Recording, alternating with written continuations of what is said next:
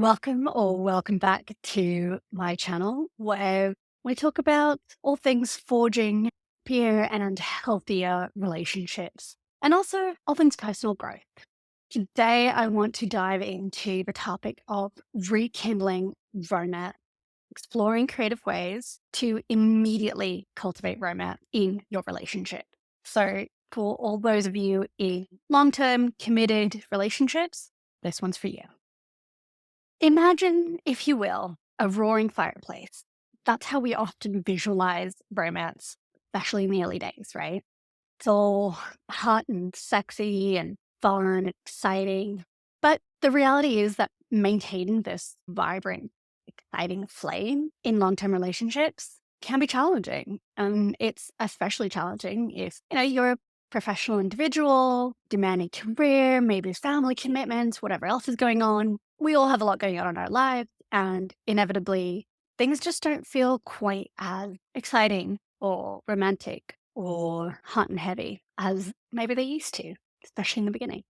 But I want to tell you that is completely normal. And rest assured, there are plenty of ways to reignite that spark. So that's the good news. And that's exactly what I want to get into today. First off, let's talk about the evolving nature of romance in relationships. You see, as someone who has dived deep into the world of relationships, and also as a romantic person in general, I have definitely spent countless hours discussing, analyzing, and understanding the intricacies of love. And one thing that's become abundantly clear is that relationships, much like, the individuals in them, evolve. This evolution it's a natural, even beautiful part of sharing your life with another person. That infatuation and that intense passion that we often associate with the early stages of a relationship, commonly known as, the honeymoon phase, it's thrilling, right? We like that. We want more of that. And you might be wondering, well, how do I get some of that back? Even when we've been together for 5, 10, 20 years. The thing is, this period is characterized by a lot of firsts. It's your first date, your first kiss, your first time saying, I love you, etc. Every conversation, every shared laugh, every stolen glance feels electric and exhilarating. But as time goes by, these feelings of infatuation might start to simmer down. As your relationship moves past its infancy, it begins to mature and makes way for a deeper, more profound connection. This transition from a passionate love to what I would like to call the compassionate love is a common development in long term relationships. So don't be afraid or don't be held fast by that. That's a totally natural evolution that is beautiful in its own right. Let's talk a little bit more about this compassionate love, as I like to call it. I think of it as a love that's characterized by mutual respect, affection, and deep seated love isn't necessarily any less fulfilling than the passionate love.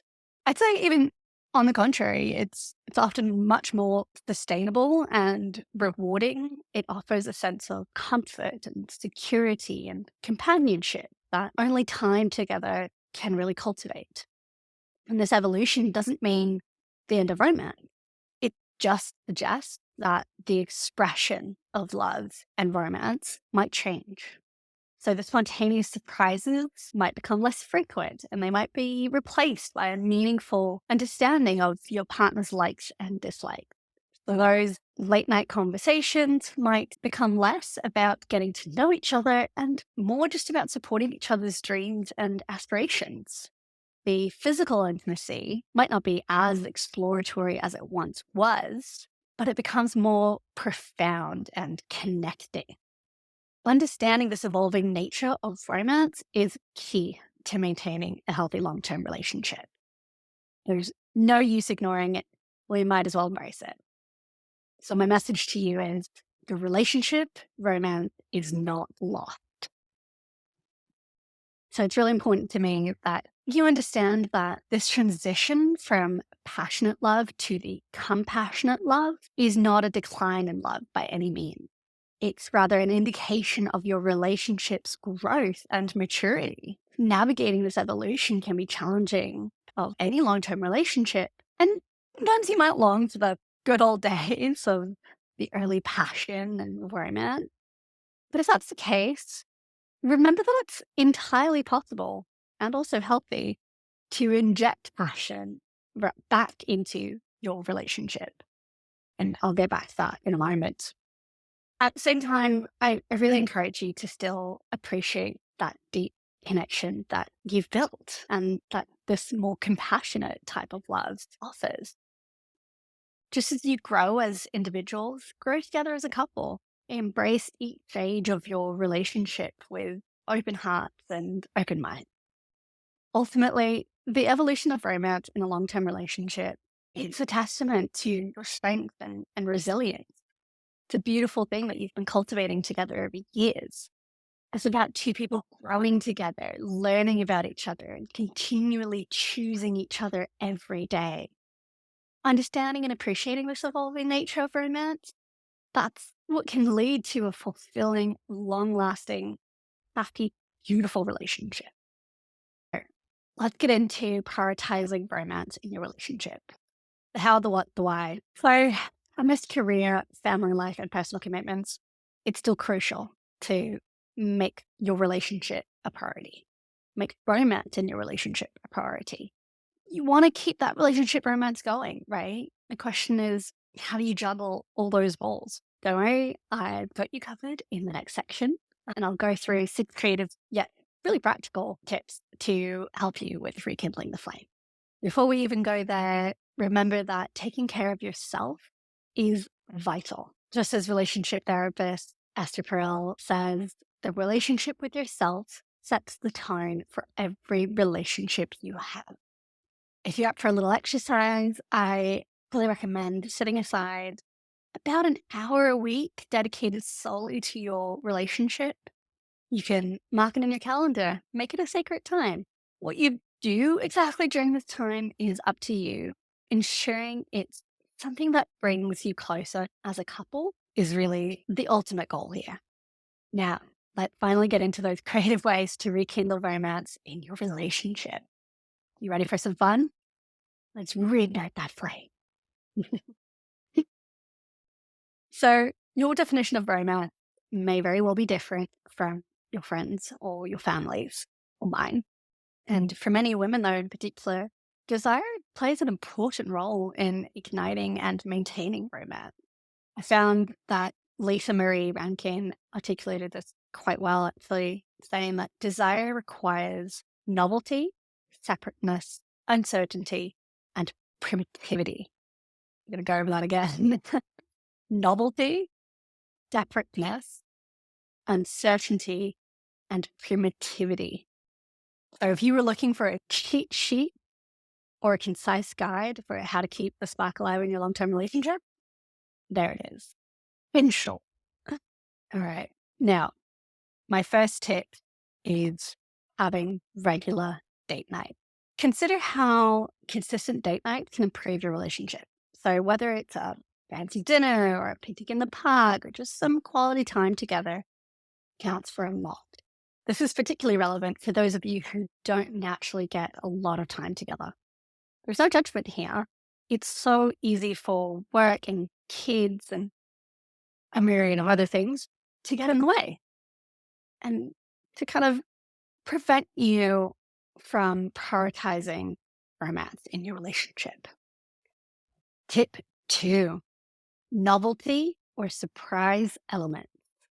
So, to meet this need for novelty that was in the desire equation I mentioned earlier, try adding something unexpected to your daily routine. It could be a surprise date night or just a loving note on the coffee machine that your partner will see when they wake up. It could be as elaborate as planning a surprise weekend getaway.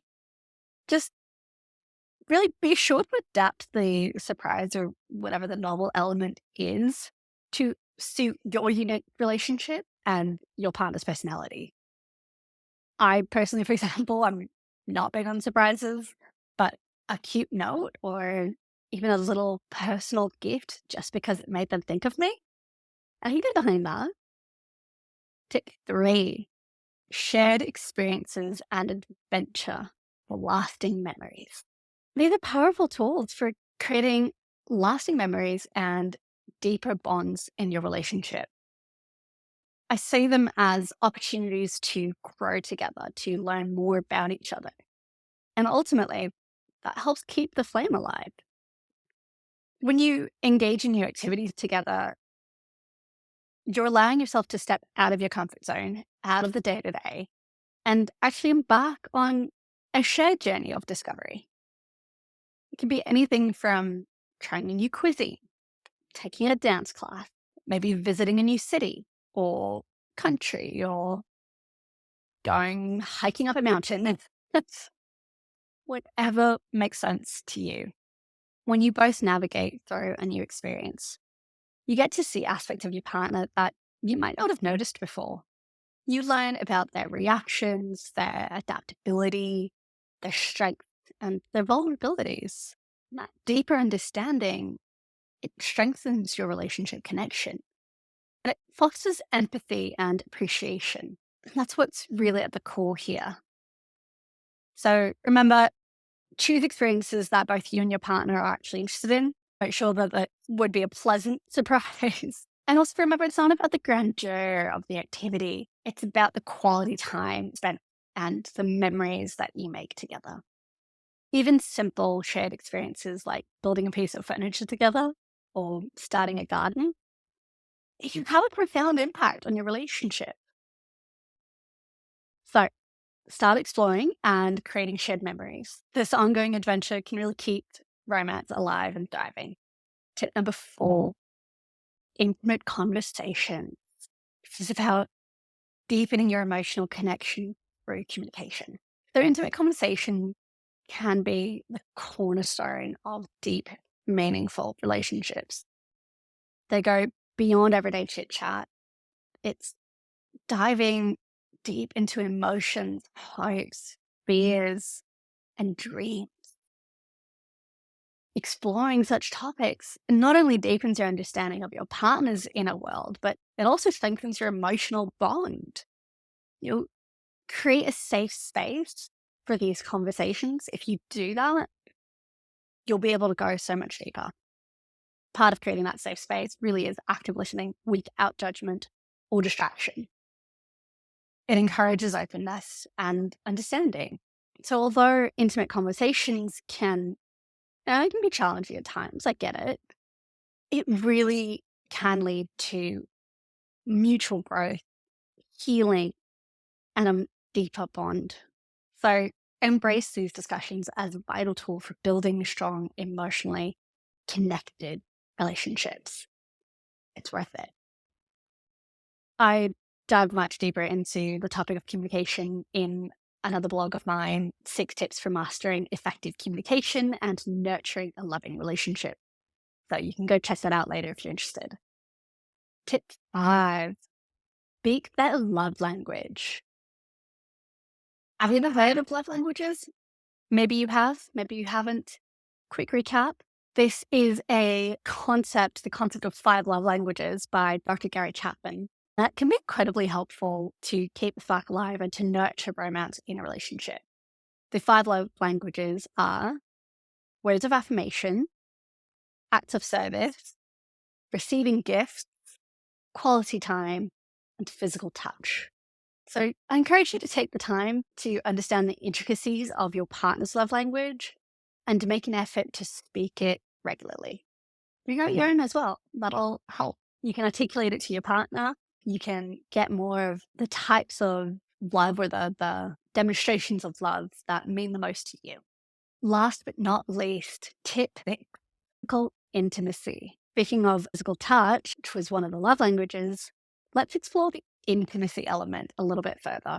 And when we're discussing physical intimacy, I can personally recommend diving into this fascinating concept developed by Jayama, which is the erotic blueprint. It's like a map of sexual preferences, desires, and turn ons that vary from person to person. By exploring your own erotic blueprint and understanding your partner's, you gain valuable insights into what drives your mutual sexual satisfaction. This isn't just about sex itself, it's really also about the emotional, psychological, and sensual aspects that comprise your sexual identity. Understanding these blueprints can lead to increased satisfaction in your physical relationship and even improved communication. The more you know about yourself and your partner and you actually articulate and communicate that with each other, woo, I mean, that in itself will definitely improve matters. It allows both partners to express their needs and desires openly. It gives you a language and it fosters that deep sense of connection and mutual respect that you want in an intimate relationship. Recommend you take the erotic blueprint quiz. I'll link it below. Do it together and discover your erotic blueprint type. Discuss the results.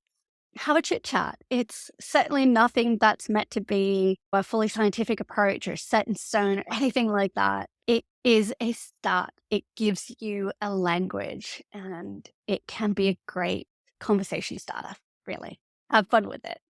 Of course, if there's any part of this that you feel like you're still struggling with and you kind of want that extra support, I'm here for you. There is absolutely no shame in asking for help.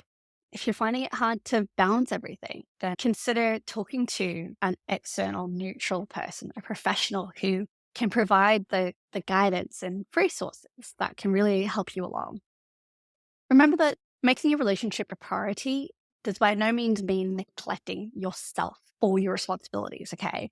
It's about making a conscious effort to nurture your connection amidst the demands of life, finding a way to weave it in there. You matter, and your relationship to yourself matters. And that relationship to yourself, that sets the tone for how you show up in your romantic relationships. So I really want to emphasize here that you still take care of yourself, your relationship to yourself and your partner. Pay as much attention to it as everything else that matters to you in life. Along your journey to rekindling the flame, you may very well encounter challenges and roadblocks. Even the strongest relationships face challenges at one point or another, right? And identifying and understanding these issues, or whatever the challenge is the first step towards resolution. I recommend using strategies like open communication, building trust, and compromise to get through any challenges scar-free and foster growth at the same time, really making an opportunity to further solidify your bond. Of course, getting professional support before things get really bad can truly make a difference. Coaches and counselors aren't just there for you in crisis. We can absolutely help you even in an overall healthy relationship. Let's help you before things go downhill. There's so much that we can learn, so much that we can strengthen to prevent things from escalating, from going downhill later on. If you want more resources on that, I recommend Esther Perel's podcast series. It offers quite insightful discussions on common relationship challenges and ways to overcome them. I'll also be writing a whole article soon on navigating conflict, so keep your eyes peeled for that. To wrap it up, let's celebrate your love. Remember, rekindling the flame in long-term relationships is about more than just one-off gestures. It's about that continuous effort, patience, and creativity. Let's just recap the main points from today. We covered understanding the evolving nature of romance, going from the passionate style of love to the more compassionate style of love. We talked about prioritizing your relationship, finding a way to weave it into your day-to-day and put in the effort, essentially. And we talked about exploring new ways to connect, all the different things you can try, from date nights to new adventures. And then we talked about dealing with challenges head on, using all these other skills that I talk about, communication and trust, to navigate challenges in a healthy way. And then lastly, fostering personal growth. Don't forget the you in this equation, right? There's so much that you can do just from your end of boosting your own self-confidence, your own resilience, your own set of skills And the more you grow, the more you can bring that into your relationship, and it's a win win. So, these are all essential tips for a deeper, more vibrant relationship. Your love story continues to unfold. So, here's to writing exciting new chapters together. And now it's your turn. Take these suggestions, try them out for yourself, and remember to nurture your relationship every day. Make your life story the greatest one ever told. Thanks so much for watching. Don't forget to hit the like and subscribe if you would like to see more of this. And I'll see you in the next video. Bye.